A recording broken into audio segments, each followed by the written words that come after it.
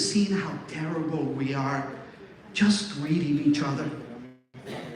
The way you greet people is your introduction.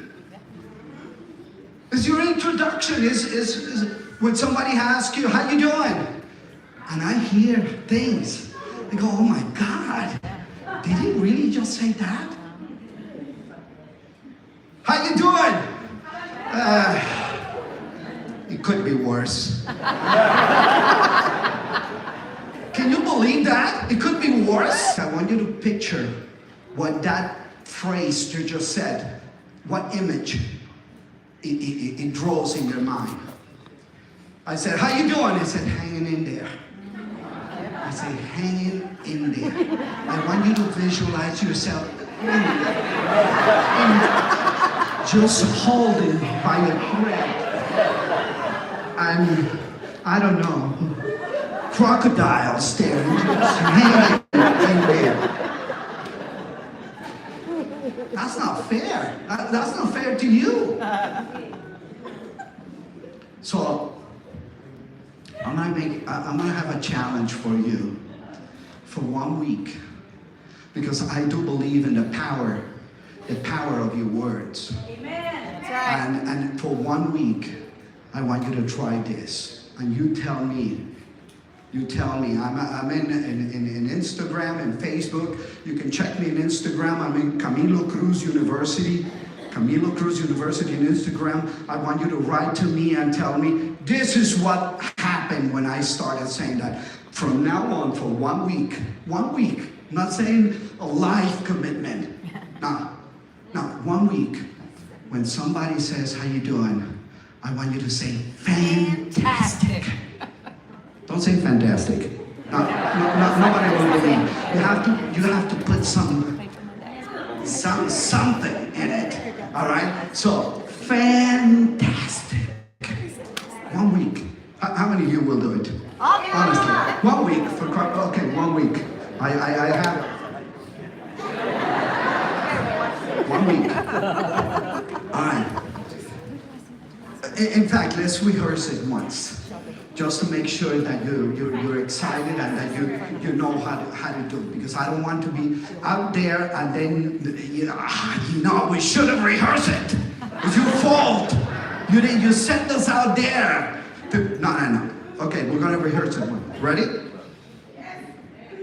Yeah. Okay. Ready. How you doing? Did you believe it though? Yeah. Did you believe it? Because that's it. That's it. You have to believe it. You have to believe it. You know, in my latest books, some of my books are in English. Unfortunately, we don't have the English version of the book here, because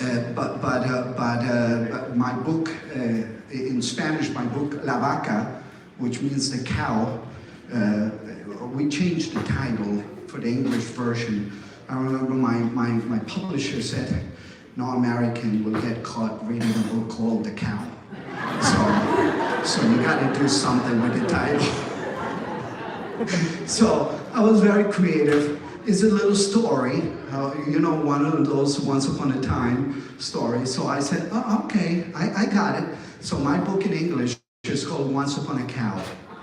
Once Upon a Cow. It's on Amazon. You can find it in Barnes and Nobles and all that. Once Upon a Cow. But my latest book is called Las Tres Promesas, the 3 promises. And one of those promises, on one of those chapters in a book, I have a phrase that I want to examine with you in whatever is left of my time here. And the title of that chapter says, every crisis is a seed, or is the seed of an even greater success. Every crisis is the seed of an even greater success. And I love this. I love that.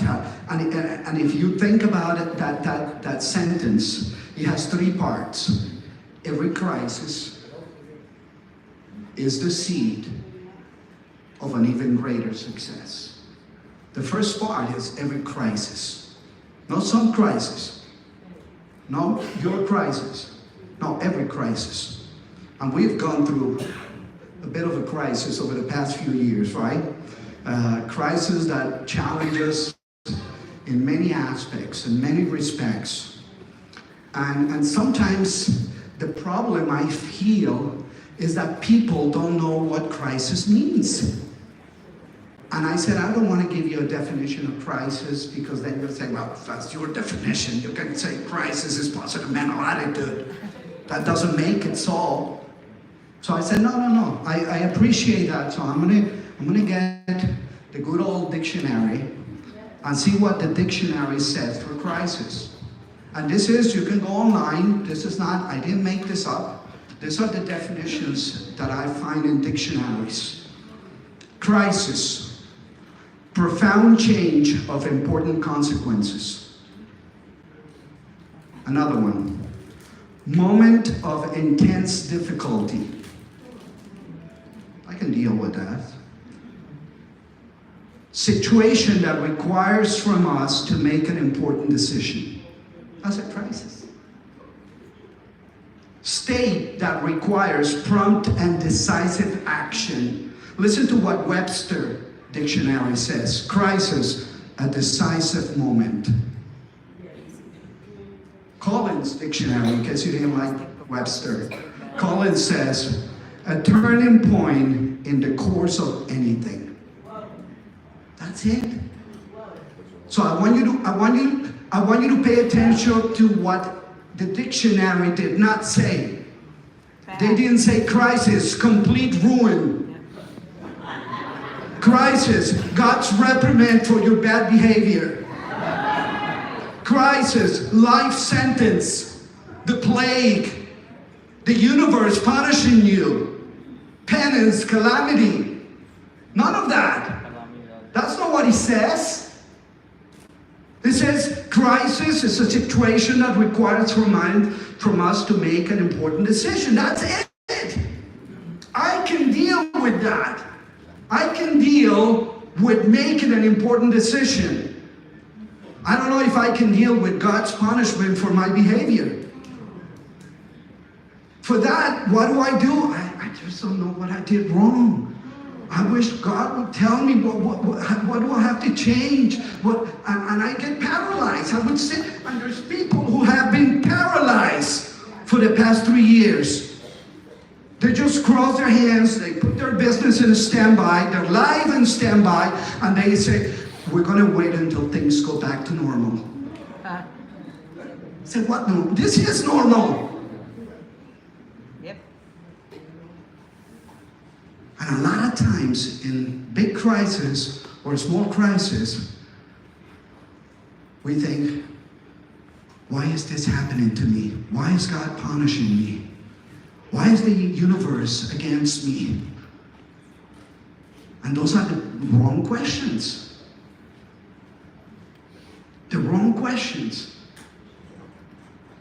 Because we are misreading what a crisis is. That's not a crisis. A crisis is make another decision. You lost someone important in your group. That could be a crisis. What do? You make an important decision. You decide, I'm going to continue my business. I'm going to build my business. The economy is no good. Things got a little bit more difficult. You decide, okay, I'm going to work twice as hard. Because I ain't doing this for Zurvita. I'm doing it for my dreams, for my life, for my children, for my destiny. And those are the decisions you make. You don't sit and complain and, poor me. Why did this happen to me? I was just listening to some of you leaders that were here talking about the difficulties they face in previous business ventures. But here they are. They're not home crying and saying, if I told you what happened to me, you think you had it difficult? Let me tell you. Because that's what we do. Well, not you, other people that are not here, not you, thank God, you know? But, so I wrote a book, well, this book, of course, La Vaca, Once Upon a Cow. For you, if you've never heard the story of the Once Upon a Cow is the story of a very poor family. Poor, I mean, terribly poor, destitute completely. Had nothing. They lived in a shack. The water came through the roof. It was dirt floors, garbage all over. I mean, you can't see anything more terrible than that. But curiously enough, the people own a cow. And the cow gave them two things. First, it gave them the milk. That was the only food that had some sustenance that could keep them alive. But he gave them something even more important. He gave them the feeling that, I know we're poor, but we're not the poorest. Because we have our cow. I know we're doing bad, but there's other people who are doing worse. They wish they had a cow like us. So imagine this. I want you to picture this. In the middle of that state of complete destitution, they were grateful and content. They were in a comfort zone because I mean, I know we're doing bad, but there's other people that doing even worse. So we should count our blessings. And that happens to a lot of people. They get used to their cows. They get used to that. And one day, the unthinkable happened. Someone killed their cow. Someone there would, my reaction was the same. And I was writing the book, so I knew that was where things were going.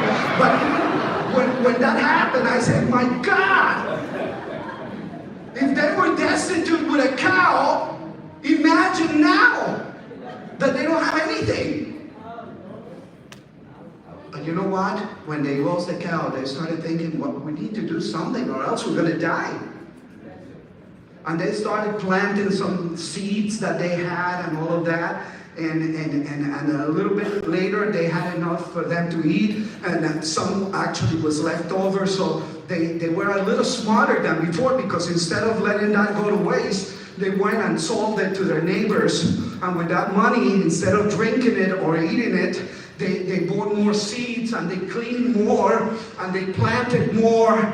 And a few months later, they had enough for them to eat, to sell to their neighbors, to go to the town's market and sell the rest. And they started dressing better and buying better things until one day they just rebuilt a brand new home. And my question to you is this.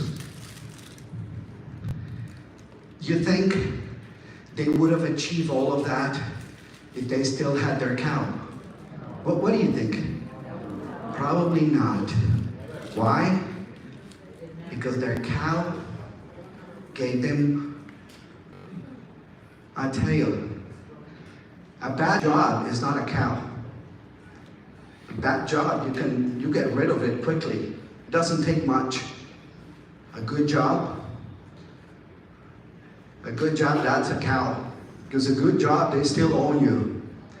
But, man, it's so good. What if I drop this and I can't find anything better? And that what if is one of the biggest cows we have. One of the biggest cows we have to kill. So a cow is every excuse, justification, pretext, rationalizations, false belief, fear that holds you back. I call that a cow. And I say, you want to succeed. You want to get ahead in life, in your business, you got to kill your cows. You got to get rid of your cows. How many of you feel that it may be possible, not absolutely certain, but it may be possible that you're carrying with 1 or 2 cows of your own. Let me see your hands. How many of you feel you have 1 or 2 cows of your own? Okay. All right. We all have cows. We all have cows, and those cows are costing us. Sometimes in the business, how many of you have seen people that don't get into business because of a cow? How many of you have seen people that you show the business and say, oh, I would love to do it, but I don't have time? How many of you, I don't have time? Have you found it? Next time somebody tells you I don't have time, I want you to look at them in the eye.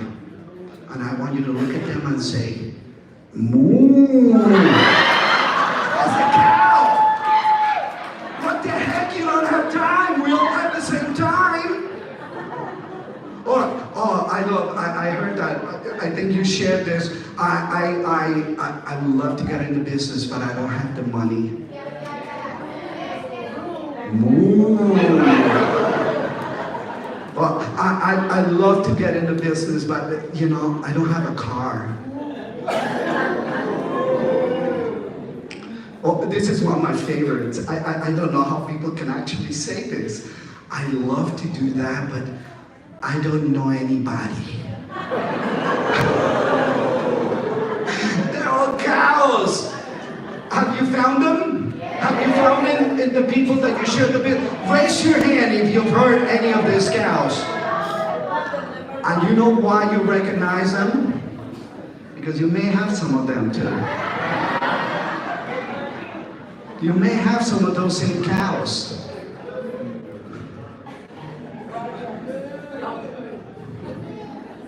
Every crisis is the seed of an even greater success. Every crisis is the seed. I love that word, seed. I have an oak in front of my house. I live in Parkland, Florida, close to Boca Raton, Florida.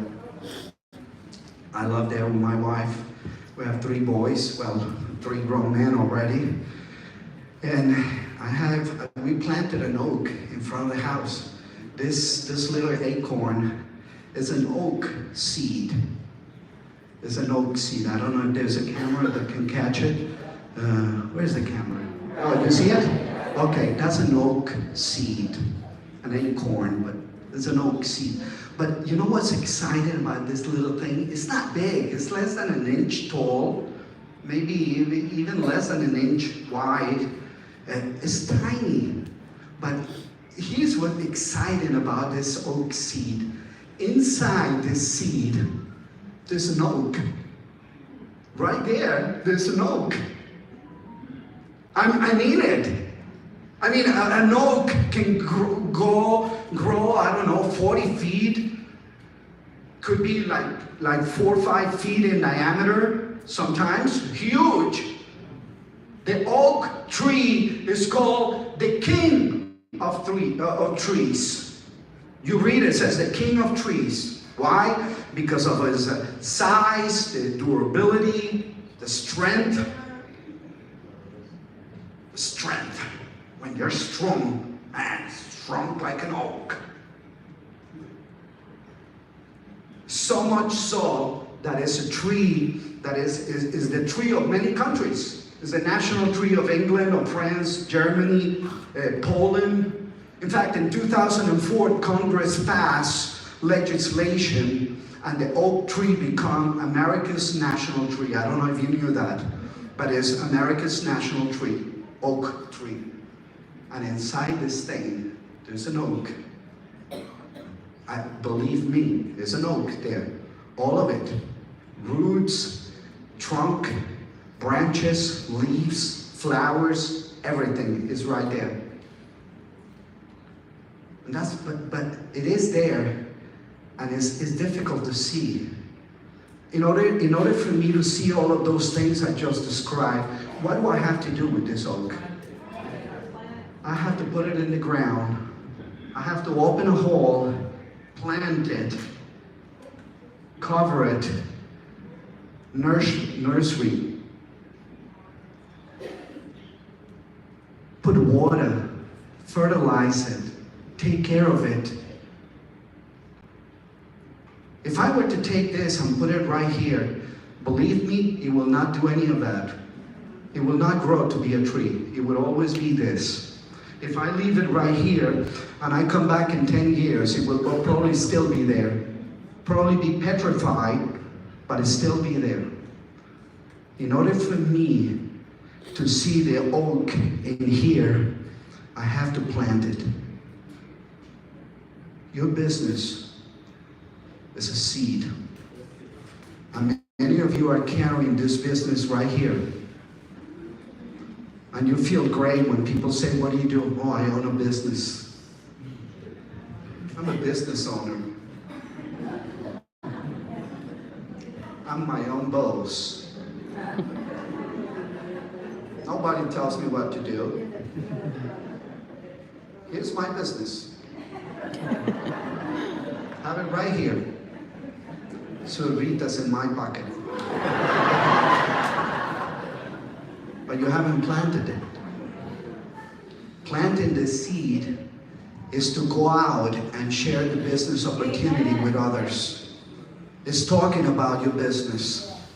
Starting a month knowing that you have a goal of sales that you have to do. Starting your month knowing how many people you're going to sponsor in the business. That is to actually plant the seed. Your dreams is a seed. You know, sometimes when you start a business, I'm sure you gotta ask, and you ask other people, what's your dream? What dream you want to accomplish with this business? And they tell you, I don't know, I want to have a house, right? That I want to have a house is not the house. That's a seed. But if that seed doesn't exist, the house never becomes reality. But that's only a seed. Then you have to plant it. This pandemic that we had for the past 3 years, and the economy and all of those are seeds. And you have to take them and say, do I see an opportunity here? Am I going to, again, that goes back to the word before, crisis. If you see a disruption, such as the pandemic or the economic downturn or whatever, as a punishment from God, you can't see what's the seed here, what's the opportunity. Your mind is just into, why is God punishing me? What am I doing wrong? I better stay still. Stop what you're doing, because maybe that's why you're being punished. That's the only thing. That's why people freeze. But if you say, these are just things that happen. It's not the first pandemic. It ain't going to be the last one. This is not the first tough economy we had. This ain't going to be the last one. The question now, and it's not even, why is this happening to me? It ain't happening to you. It's happening to everybody. And the thing right now, the real question is, now that this is happening, how can I act? What can I do so that at the end of it, I'm in a better position? I mean, we're in an industry and we have a product here. What is it that we sell? What is it that what is our product here? We have products that helps us be healthier, better, healthier human beings. There has never been a better moment in which everybody was so conscientious about being healthy than now. That's not to say, okay, you want to not get sick or not get COVID, then you drink. No, that's not. It's not promising things that are not real, but it's promising you have more control over the kind of life you live. We have a financial that's what we do. We're teaching people how to own and be master of their own finances. So there has never been a better time to grow this business. It's a terrible idea to sit back, cross your hands and say, well, let's wait till things go back to normal, then I'll start again. No. This is the time to do. Every crisis, there's a seed of an even greater success. That third part, an even greater success. That's when you come into action. That success only happens when you do something. I'm a scientist. When I left Colombia, I'm originally from Colombia, South America. When I left Colombia, my parents were school teachers. And I remember when I left Colombia, I said to my family, I'm going to be the first Nobel Prize in physics in Latin America. That was my goal.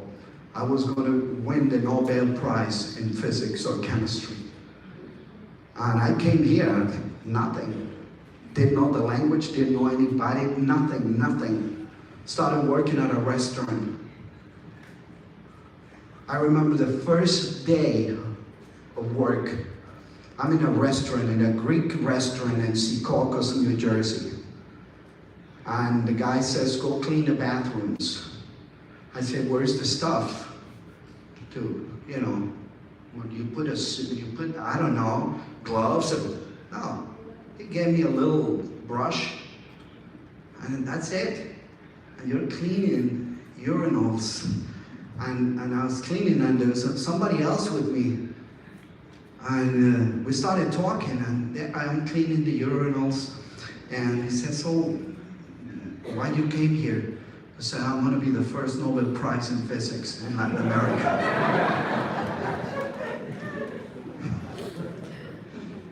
He didn't understand any of that. He didn't know what Nobel Prize was. He didn't know what physics was, nothing. So it didn't matter to him. But I wasn't there cleaning urinals. I was pursuing my dreams. I was on my way to my dream. And I studied chemistry. And I got my BS in chemistry, then I got my master's degree in analytical chemistry, and then I got my PhD in quantum physics. And I was a professor of nuclear physics and thermodynamics for about 7 years. And then one day, it dawned on me that all I was teaching my students was how to pass exams. But they would get out and they didn't know how to win outside. And so I started teaching them goal setting and time management and to own their success. And I told them everything. I told them the story of Norman Vincent Peale. And I said, you know what Norman Vincent Peale taught me? You're the architect of your own destiny. You decide. You decide.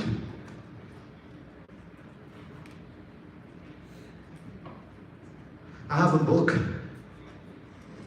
One of my latest books, again, I apologize, it's only in Spanish. It's called, actually the book, the title of the book is in English, but it's called Storytelling. And that's what we do. And I appreciate when you were talking about when you don't know what to say, just share your story. And this is what it's all about, storytelling, sharing your story. Sharing your story, because that's the only one you know. That's the one you're more connected with. And so you share the story, you can never lose it. But in that book, Storytelling, which is in Spanish, I share a story, and I want to end my presentation with that.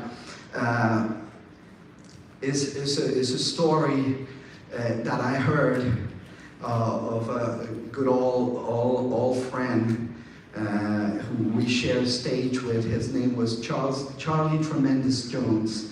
And he shared a story, and it cracked me up, and I said, I love that story, and I said, I'm going to use that story. And it is in the book, and it's a story of a man who visited a person in a farmer, and the farmer had a dog there, and the dog was in the front porch, just lying there in front of the door. And they come to see him, but obviously the dog is in some kind of distress because it was barking and howling and whining, and the dog is there.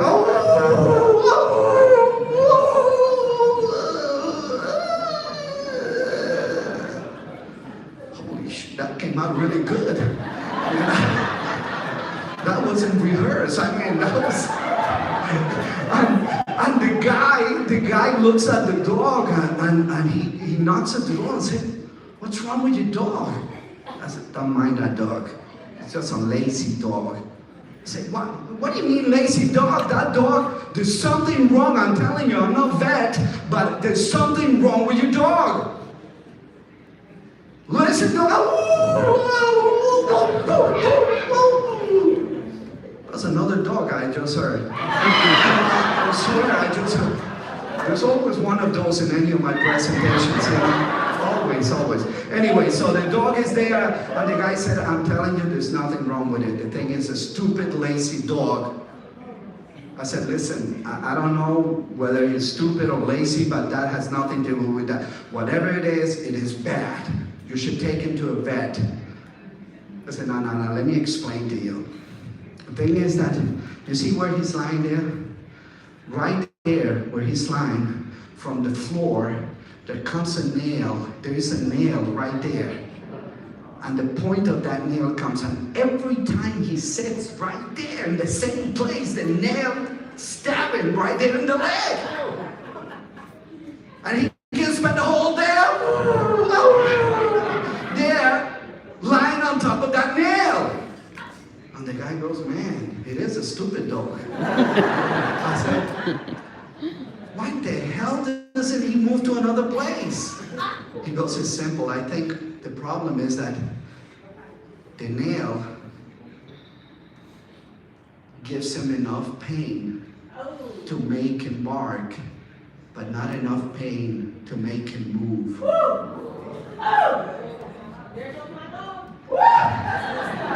And I said, to many of us, you know, many of us are stuck on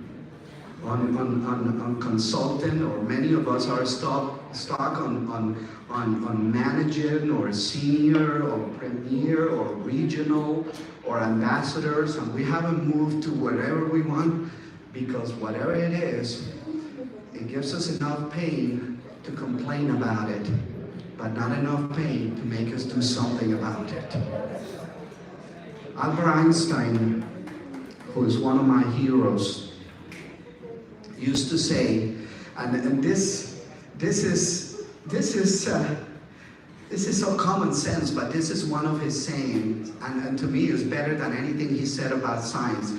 Listen to what he said. He said, "Before anything happens, you've got to do something." I mean, it's brilliant. Before anything happens, you got to do something. And some people say, what brilliant, it's obvious. Yeah, it is obvious, but you know what? How many people are waiting for something to happen without doing anything? Not you, of course, other people that are not here. You know, you're a go-getter.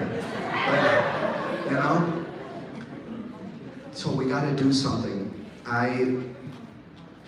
The last thing that Norman Vincent Peale said, and I was this morning here, I was able to share with you. I was in the back during the religious service, during the service, and it reminded me of the last thing that Norman Vincent Peale said. And I believe he used to say this almost every time he walked out of stage. And I said, I don't know why I feel like I like to also end with those words. He said, you know, I believe that when we die and we go and face our Maker, The thing is not going to be about how many times we went to church or didn't go to church, how many other times we tithe or didn't tithe, how many times we said a bad word or didn't say a bad word. I don't think it's going to be about any of that. I think the whole thing is going to be about how many people live a better life and how many people were better because their lives cross your life. And I believe that's the purpose, and I believe that's what we do with this business. We cross other people's lives and we have the opportunity to impact their lives in a very positive way. And how do we do that?